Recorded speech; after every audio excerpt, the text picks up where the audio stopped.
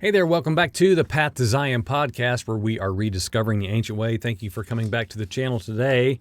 Whether you are listening online over at pathtozion.com or you're watching our video on our YouTube channel, thank you for stopping by today as we look at part 5 of asking this question: are the commandments still good? And what we're doing is we are in our 5th installment already of walking through Psalm chapter 119, and what we're doing is we're simply reading every verse of the chapter, which there are many, and we're reading these verses and we're just asking this very simple baseline question.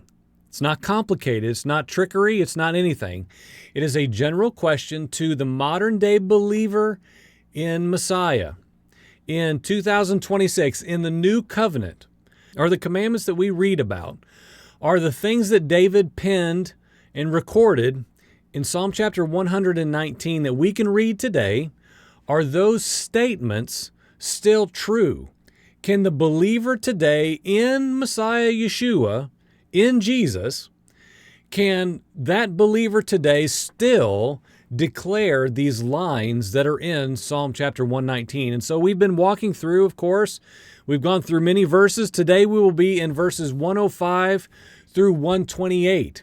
And I will say again, it's been 10 or 11 days since I recorded part 4, and I don't want to sound like a broken record, but I continue to present the fact that the Father's commandments are good, they are right, they are perfect, they are reviving the soul, they are a blessing, all these things.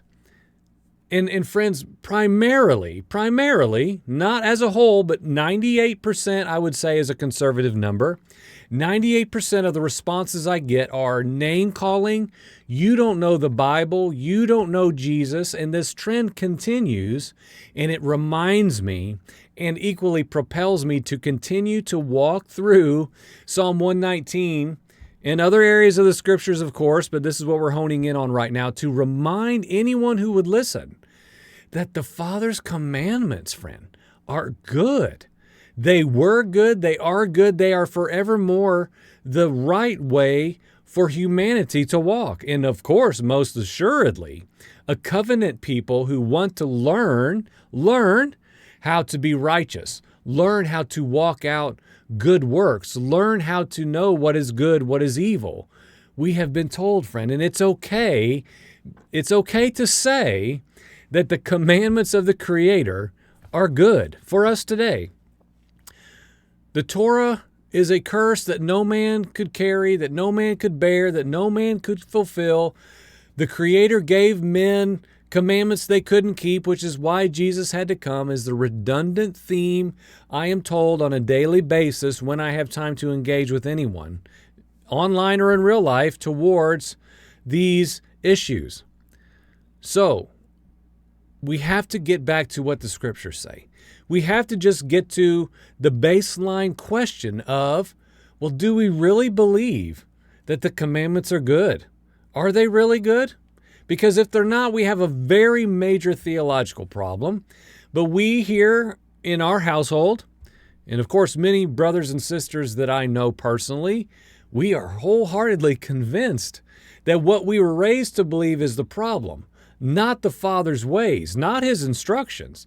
The problem, friend, and then we'll get into the text. The problem with the covenant, the problem with what Hebrews talks about, a lesser covenant, a lesser way, a lesser plan, you could say. The problem was humanity, friend. The problem with the covenant was never the covenant itself. The problem was with humanity's unwillingness to walk in covenant, which is why Messiah Yeshua came, showed us that a man can obey, if he chooses to surrender his will for the will of the Father. He can obey to the utmost and be a righteous one in this body of flesh, and therefore fulfill the requirements of walking holy, set apart, righteous before the Most High. And so that is our goal. My goal, my aim is Messiah, not everybody else. We have to set our standards higher, which we talk about a lot here on the channel. So let's again ask this question. Is Psalm chapter 119 and the words that it contains, is it still good today? Are the commandments of the Creator that David walks through in so many different ways and nuances and experiential realities of his own life, can we really, from a true place of our hearts, say that these things are true for us individually today? So let's get started. We're going to get right into a heavy hitter here. One of the most prominent and well-known verses in the entire Bible, not just in the Psalms, not just in the Old Testament, but I would say probably, if we were going to rank them, I would say this verse right here we're starting off with today is most likely in the top 3 popular verses in the entirety of the Bible. And it is, of course, verse 105, which says, "Your word is a lamp to my feet and a light to my path." Now, we know that. Most of us have heard that our entire lives. We heard it from when we first began to remember Bible verses at all, when we were children. For many of us, not everyone, of course, but your word is a lamp for my feet, a lamp unto my feet, my path, my way is illuminated by your word, Yahweh, I would say now. But what does this mean when we ask the question, when David wrote this down, what was the word that was a lamp and a light? This is another text throughout the scriptures where the Torah is a lamp, the Torah is a light. This is no new revelation that David had that was already penned in the Torah. And so he was reiterating that he agreed that he had experientially, personally known this fact to be true. Another question, well, our first question really in this installment here in part 5, how serious do we take our commitment to walk in the Most High's ways? A personal question. How serious do we take this, pleasing the Father? Verse 106, "I have sworn and I will confirm it, that I will keep your righteous judgments." That is a great thing to not just flippantly say or casually say that, oh yeah, sure, that me too. But I mean, this is a very sobering, thought-provoking, serious commitment here to keep, shamer, guard, treasure, love, value, Father's righteous judgments. How set are we to be obedient, righteous, set-apart ones? Throughout this series, we see the open declaration for needing to be revived. I think it was back in part 3. I feel like it was every 4 or 5 verses we read. "Revive me, Father, according to your word," right? As we've seen, this is a proper revival. This is a proper reviving of a man. It has to be according to Father's word, or else it's not biblically defined as a man being revived, okay? How do we know? Verse 107, "I am exceedingly afflicted. Revive me, Yahweh, according to your word." Very good thing to remember as we cry out for revival in this nation and in churches and in gatherings and in different assemblies all over the place that are claiming to be in revival. Is it according to Father's word? Because if it's not, we have to question the foundation and spirit behind what we are told is revival. It's not very popular, but it is absolutely necessary.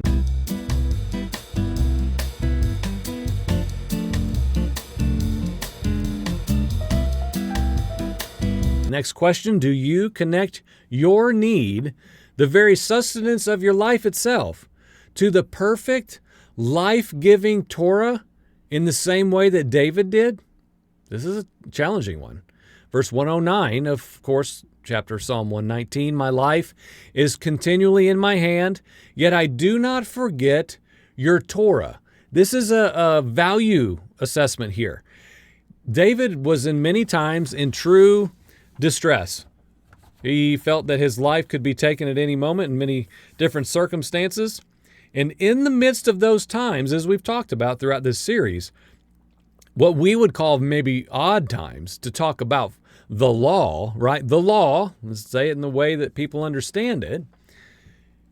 He's in great distress. His life is at stake. He's feeling press from his enemies. And he says phrases like, "Yet I love your Torah." yet I won't abandon your precepts. I love and crave your statutes. As I keep repeating in this series, this is a strange approach for the modern evangelical Christian. This is not something I've ever heard anyone teach before as a practical way to live our life when we find ourselves in distress, in a trial. No one has ever told me, I don't believe I've ever heard anyone ever even say or suggest in any way, well, establish in your heart that you love the Torah, that you value Father's statutes and His right rulings.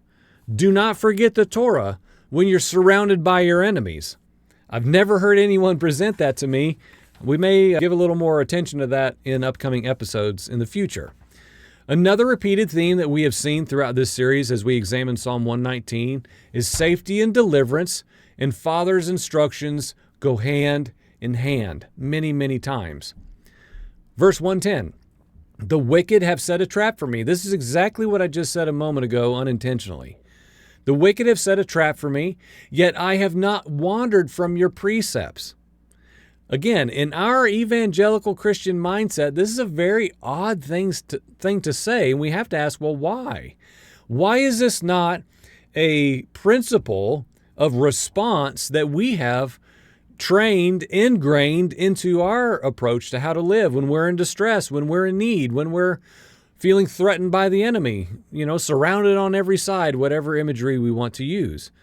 We've not been taught, well, when the wicked set a trap for you, make sure you're not wandering away from Father's precepts, His commandments. Don't stray from His commandments. I would have never given that counsel previously to this study. I hope to apply that to my own life first. I'll start there. Do you find joy in Yahweh's testimonies, law, and precepts? David did. Okay, we have to examine, well, why did he though? Why did he say these things? Verse 111. I have your testimonies as an inheritance forever, for they are the joy of my heart. We know that David was a man after Father's own heart, so we know that this is a heart issue with David. He's not merely being legalistic and just a hollow law keeper. He's always talking about it. Heart matters. And here, the testimonies of Yahweh are the joy of his heart. He's recalling the covenantal promises of the Creator. He sees them through a personal lens, self-applied, and he rejoices from his heart that he is any part of these things. You know how David said, what is man that you're mindful of me? Why do you even look at me, Father?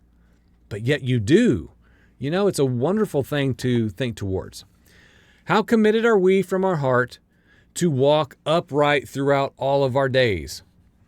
How committed are we? This is, again, these themes, I can't get away from them. This is how the Psalms have been written. Verse 112, I have inclined my heart again, to perform your statutes forever, even to the end. David set his intent towards performing Yahweh's statutes, His commandments, even unto the end. David decided, I am set to walk yielded to your commandments from my heart posture for all of my days, Father. Again, a repeated theme. There are distinctions in the word. We've talked about that a lot in this series as well. Number one, evil, double-minded men. That's camp one. Camp two, those who love Father's Torah. We have read countless verses in this series about there is this distinction, this division. You have distant, hard-hearted men, lawless ones, and then you have those who love, follow, obey, yield to Father's commandments, statutes, and ways. Those who love Father's Torah, you have these camps, and we see it again in here in verse 113. I hate those who are double-minded, camp one, but I love your Torah. Blunt question again, friend. Can you from your heart's place say, I hate those who are double-minded, but Yahweh, I love your Torah? Friend, I'm just saying, the majority of just broad spectrum Christians that I know, family, friends, close, distant, past, present, future, Friends, they cannot say this from a heart place. Until 7-8 years ago, I could have never said this from a heart's posture, ever. No, what are you talking about? Love the Torah? That's what the Jews who hated Jesus and rejected the gospel did. I'm not going to love the Torah. In my confused Christian pre-eyes opened to the wonders of Father's Torah experience and encounter, I would have never been able to say this.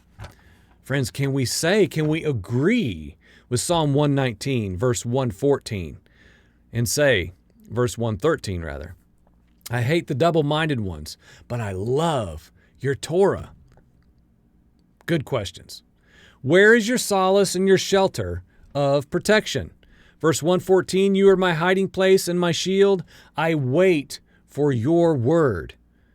Again, in the next verse here, evildoers and wicked men are contrasted against those who keep the commandments. Again, which one will we be is our personal question again today.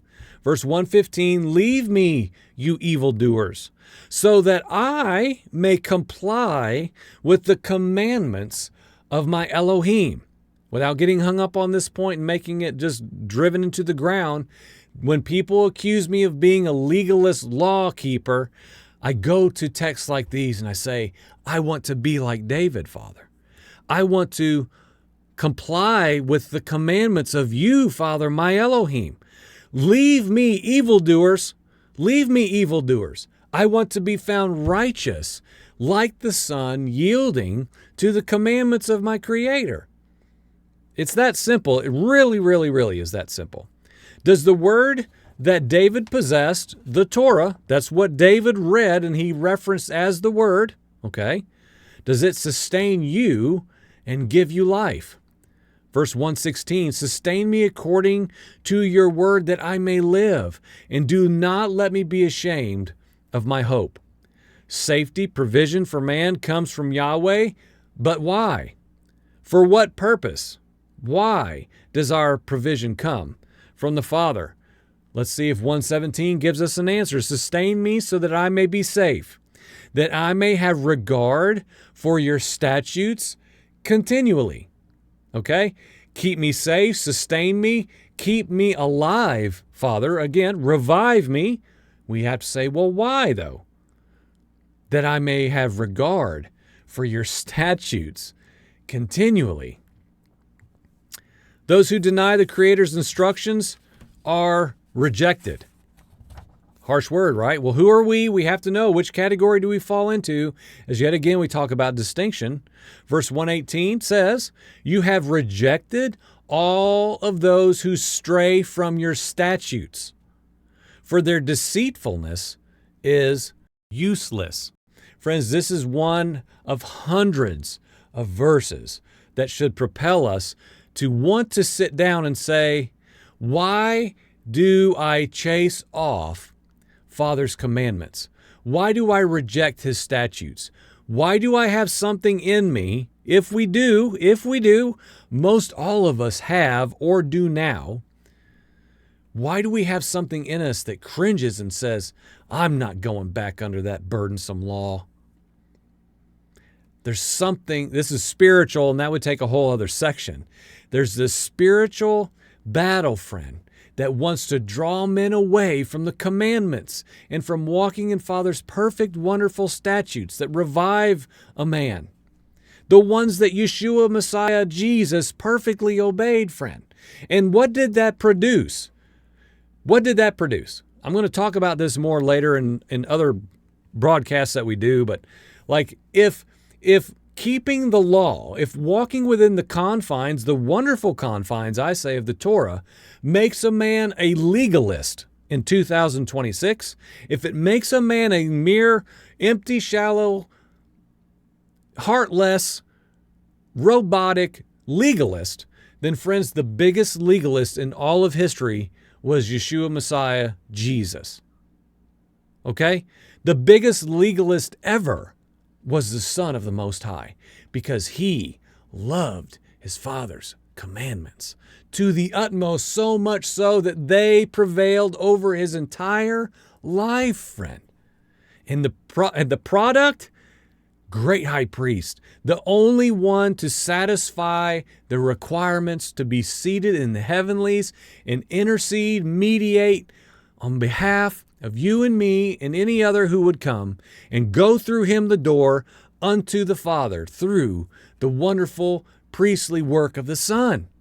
Friends, this is awesome. This is wonderful. This is why a loathing of walking in the commandments grieves my heart so strongly, because we're literally missing and discarding what the Son accomplished and the invitation to go and walk as He. Moving on. Again, redundancy is here.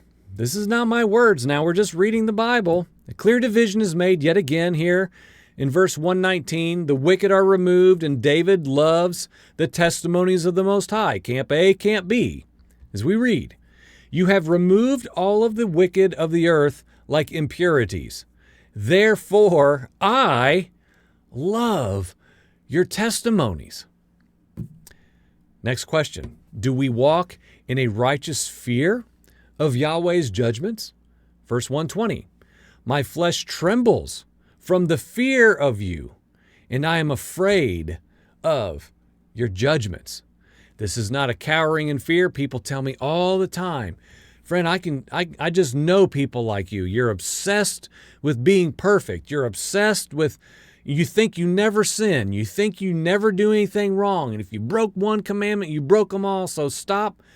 Basically, I say they tell me stop trying is really what they're saying in their own way. But friends, my flesh trembles for the fear of Yahweh. I'm afraid of his judgments in a rightful servant place, a heart posture of yielded obedience before my Creator, knowing fully my condition, knowing my dependence upon the Son. Yes, of course. But there has to be a reestablishing of honor and setting the Father's statutes, judgments, right rulings, commandments in their proper place and yielding to them as He intended. In the Scriptures, there are endless accounts, many that we've seen in this series about protection, safety, and deliverance. We've read some today. And these things are, according to the Word, they're due a man who lives righteous according to the Word. This is just a biblical principle. We see this in verse 121. I have done justice and righteousness. Do not leave me to my oppressors. He's saying, Father, I've walked upright before you. I'm keeping your commandments. Please take care of me. Do you see? I'm walking in your ways. I'm walking upright in your sight, Father. We have inherited a belief system today that says none of that matters. Your standing before God means nothing of your own doing. It doesn't matter what you do, what you say, where you go, what you eat, what you don't do. It doesn't matter. Did you accept Jesus? And then you say, yes, And then, okay, well, it's His finished work on your behalf. Open the gift and go about your way. But friends, that's not what we see in the Word. When we talk about learning to walk as new creation men in righteous deeds, righteous ways, works that were, created for us to present them to the Father as a wonderful reciprocal offering back to the Most High for His kindness and undeserved mercy towards me, towards all of us, friend. So again, 121, I have done justice and righteousness. Do not leave me to my oppressors. The same theme continues. Are we paying attention? Verse 122, be a guarantor for your servant for good. Do not let the arrogant oppress me. David seemed to think that he was convinced he was in right standing with the Creator, and therefore there was a response by the Most High because he saw David's heart. We know that Father's eyes are roaming to and fro throughout the earth, and what is He looking for? What is He looking for, friend? Those whose hearts are towards Him, dedicated to Him, set on Him, moving towards Him, friend. Okay, we know that Father responds to an upright man. Noah, anyone? Anyone want to talk about the man Noah, the one righteous? Moving on. David longed for the salvation of his Elohim, Yahweh, and for his word. Verse 123, my eyes fail with longing for your salvation and for your righteous word. Father's kindness, his mercy, his graciousness, it must be his righteousness that is our standard. How? It's a good question, right? Well, instead of just disregarding it, saying, well, I can never be. Friend, let's just mature. Let's become sanctified. Let's change. Let's be changed. Okay? We ask him to teach us his ways. As we read in verse 124, deal with your servant according to your graciousness and teach me your statutes. It's Father's standard, his graciousness, his mercy, his kindness. Yes and amen. But Father, I'm not just going to coast the rest of my days with that mercy and grace. Teach me your statutes, Father. Show me what is pleasing in your sight so that I might apply these things in my life and be changed. Do you ask Yahweh for understanding towards his law and testimonies? Very likely not for the average nominal Christian to answer this question honestly on a lie detector test. Tie me up to a lie detector 10 years ago and say, Joel, do you ask Yahweh for understanding towards his Torah and his testimonies? I would have said, are you kidding me? What are you talking about? What does that have to do with Jesus, right? Verse 125, I am your servant. Give me understanding so that I may know your testimonies. Do you cry out for Father's perfect justice to prevail and hold to his Torah as your standard of measure? Verse 126, it is time for Yahweh to act, for they have broken your Torah. These are sobering things, friend. Great questions for us to ask, statements for us to consider as we move towards a conclusion today. If we believe the Psalms, this leads to a loving of Father's commandments above all else, okay? Yeshua demonstrated top-tier level obedience to the Father's commandments. Even when he had Hasatan, the enemy of the Most High himself, take him to a high place and hang out and talk and offer him all the kingdoms of the world and all these things, I'm running to my Father's commandments because they have more power, more authority than anything else in the entire earth, friend. So this leads to a loving, a what? A shamer, a keeping, remember? Keeping of the commandments. Verse 127, therefore, I love your commandments above gold.